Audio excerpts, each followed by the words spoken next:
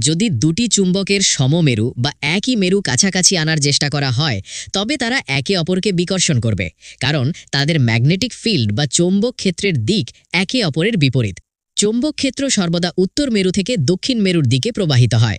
যখন বিপরীত মেরু কাছাকাছি আসে তখন এই ফিল্ড বা ক্ষেত্র একে অপরকে পূরণ করে এবং একটি শক্তিশালী আকর্ষণ বল তৈরি করে। এখন একটি তামার রডের মধ্য দিয়ে যদি ডিসি কারেন্ট প্রবাহিত করা হয় তবে তার চারপাশে একটি নিজস্ব চৌম্বক ক্ষেত্র তৈরি হয়। এই বিদ্যুৎবাহী তারটিকে চুম্বকের মাঝখানে রাখলে এটি চৌম্বকীয় বলের কারণে নড়াচড়া করতে শুরু করে। বিদ্যুৎ প্রবাহের দিক বা কানেকশন পাল্টালে তারের নড়ার দিকও পাল্টে যায়।